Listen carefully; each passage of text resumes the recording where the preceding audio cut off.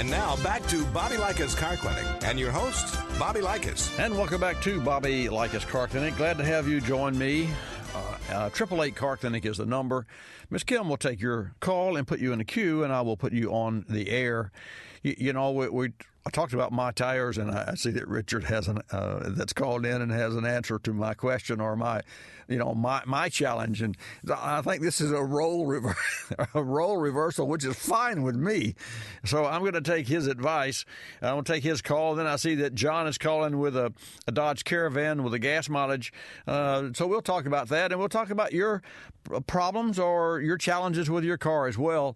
The number for you to dial is 888 Car Clinic. That's 888-227-2546. So we'll take a call from Richard. Richard, welcome to Bobby Likas Car Clinic. Thank you for calling. Richard. Hello. You're on the air. Yeah, I got the radio on too. Yeah, that's okay. I figure. How else you gonna hear? You know, I'll hear you, but okay. So are you going to give me an answer to my problem? Yeah, you need to get that tire off right away because it's coming apart inside. Well, and I disagree. Wait. I disagree because there's noise coming from both sides, and I wouldn't have two tires that were separating. Both front tires are making noise. Yes. Yeah. All right, there's a machine they make that trues them, makes them round. Yeah, yeah. I don't know about the new tires, but the older tires from the factory, they're not round, you know? Well, let me say this. I'm with you, and I've actually trued many tires historically. Okay. That in this case, it's not a question of roundness. It is a question of the tread pattern as it makes its way over the road. And here's how it happens, Richard. And here's when. I'm going 30 miles, maybe 25 miles an hour, and then I slow down. And you can hear this, and then as you touch the brake, I don't mean to stop the car or even slow the car. Just touch the brake, so that it's a promise of a touch. I swear, it's just enough to make the brake light come on. That will magnify. So for that reason, I reasoned that I've got a bad wheel bearing. But we've checked the wheel bearings. There is no wheel bearing that's bad on either side. You wouldn't have two bad bearings anyway. The car has 23,000 miles. Right. And so what I really am puzzled about is that the noise is coming from the tires, and yet my own team says you need tires. I mean, you know, the first thing, this car's got bad tires on it. And after all my 43 years in the automotive service business, you can't feel these tires. I mean, you can feel some wear. Granted, they're not new. But I will tell you, and they may have abnormal wear, which is what the dealer told me, because I wanted him to check the wheel bearings because they're covered under warranty. I mean, you know, hey, I'm a car guy just like you and our listeners. I mean, if I've got a new car and it's under warranty, then I'm not going to replace the parts on it that are covered under warranty. Anyway, long story short, it appears that I'm going to have to replace the tires, and these tires have 4 30-seconds of rubber left on them. The rears have 3 30-seconds of rubber, and 2 30-seconds is the choke. Yeah. That's when you replace a tire. But I'm just trying to make up my mind as to whether I want to throw these tires away because they have plenty of tread left and plenty of life left. But they bug me. You know what I'm saying? Yeah. You take it to somebody that's got the machines, though. They'll be able to tell you right away what's going on. Yeah, I got the machines, and my guys tell me it's tires. Yeah, well, it is the tires. Okay. I tell you what, All right. I had a brand new vehicle in 11. Yep. I took it up to the place in Lake Alfred to have them trued right away. Right. And they got on it. And this was a standard shift. It was the only standard shift the dealer had sold. They sold a bunch of these. But anyhow, I don't want to say what brand or what it was, on the air. But anyhow, they took it out. They said when they accelerated, it was pulling to the right? Mm-hmm. When they let off on the gas, it pulled to the left, Mm-hmm. Took it back to the dealer. They went through them. Took it back to the dealer. The dealer got all 4 new ones again. Same thing. And this car always drifted off the road to the left instead of to the right like it's supposed to, you know? Right. So I took it up to Big T here in Avon Park, and they put it on the road machine. Every one of them tires was bad on that car except one. Well, and that one had been replaced again on the second set. that is amazing. Right? Unbelievable. Yeah. And I'm not going to say what kind of tires these Why were. not? Why not? What kind of tires were they? Firestone. Well, there you go. Anyhow, I'm wondering what kind you got. Anyhow, there was Dunlop. only one tire. Dunlop. I have Dunlop. Set, Yep. and the second set had one replaced. That was the only one that was any good on that car when I got rid of it.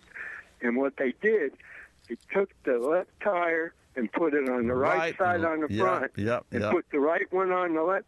Then it drifted off the road to the right like it's supposed to. Yeah. I'll tell you, these tires are a nightmare. Yeah, they can be, yeah. Hey, my friend, thanks for calling. Thanks for sharing your story with me. And thanks for allowing me to share my story with you. Man. Okay, thank you. See you again. Avon Park, that's our station, WWTK, there in Avon Park and Sebring, Florida. Take a call from John, and then I see Ron from Oregon is on the line, and I'll take your calls at 888-CAR Clinic, 888-227-2540. I don't know why I got into tires this morning, but I guess it's just one of those noisy things that I wanted to share with you all. I mean, it's not like you're the only folks that have problems with cars. I mean, if you drive a machine, it's going to have a problem. I mean, if you drive the new off, and I've said this many, many times, if you drive the new off of an automobile, you have to put new back on it, or else it becomes old, and old. Let's take a call from John. John, welcome to Bobby Likas Car Clinic. Thank you, Bobby. How often do you get two in a row from the same radio show? Oh, really? You're in Sebring. Sebring, yeah. Cool. Well, one of our affiliates that has been with us for a long time, and there are many affiliates that have been with us for years and years and years. Of course, Daytona was one of our first affiliates, was one of the four that we started with, and that's WNDB and 93.5 FM simulcast there in Daytona Beach and Ormond Beach, and then WWTK. Let me ask a question there in Sebring. Does John Dean, or is the checkered flag in business? It's still open. He does automobile repairs all the time. He is brilliant. Oh yeah, he is. He is. Son too. He is brilliant. I love to talk with him. I know a story about him, but I don't have time, nor will I share it on the air. But it's about his motorcycle riding days, and he's lucky to be with us from the story that he shared with me. But anyway, what's your question? How can I help you this morning? 02 Dodge Caravan. Gas mileage is terrible. Is there any little thing I can do to make the gas mileage better? One of the things that we have found is oxygen sensors seriously affect. Of course, if they're working correctly, they don't affect. They help tune the engine. But if they are lazy, and an O2 sensor reports to the computer the state of tune and allows the computer to change the injection bandwidth. So in other words, the pulse width. So if an injector is open 3 milliseconds, it squirts X amount of fuel in 3 milliseconds. Now, 3 milliseconds is not much time. In fact, if you blink your eye, folks, blink your eye. Okay, everybody, blink your eye. That's 200 milliseconds. That's 0.2 of a second. An injector is open 3 milliseconds. So in that length of time, it actually sprays X amount of fuel. And all these, I don't know if your Dodge Caravan has it. My Town & Country has it, and so does my new car. It has an MPG instant readout and also average readout. And the way that's determined is that the computer counts the number of times the injector was open for 3 milliseconds. And then, of course, if you move your foot as you accelerate or deaccelerate, the timing changes. Not the ignition timing, the amount of injector pulse width changes. It could go from 275 to 3 to 3.5 to 4 to as far as up to 8 when it enriches in the morning. So this computer is so sophisticated. It counts the number of pulse widths at 3 milliseconds, the number at 4, the number at 3.4, the number at, and you can have 432,316 at 3 milliseconds. Then you can imagine where I'm going here. And so if you collectively put all those opens together, knowing that you had 50 psi of fuel pressure, you would have X amount of fuel that would go through that injector. And if you have an 8-cylinder, you got 8 of them. And a 6-cylinder is your van, you've got 6 of them. And so that then allows the computer to measure the amount of fuel that has been injected and the number of miles driven over that period of time, and it takes a sampling and updates every 0.6 of a mile on average. And so that gives you an instant readout or gives you an average readout as well. What I would do, does your van have the instant and average readout? No. Okay, so how do you check mileage? You just do it the old-fashioned way with number of miles driven divided by the number of gallons used? Yes. Okay. And what are you getting? What mileage are you getting? It's right at 20 and 22 and sometimes 23, right in there. Well, I had a 97 Town and Country, and I got 26 miles per gallon. I have an 01, and I get 25 miles per gallon. I can get as high as 27. How much? You're talking 22, 24, city, highway, combination? I mean, if you take a trip, what do you get? Mostly around town, but I haven't gauged it on a trip at all. No, John, it doesn't go out of town much. I don't think that you're off that far. I think that you're on. If you're getting above 20 mpg on a Caravan, I think that's all you're going to get. I think you're there, my friend. Okay.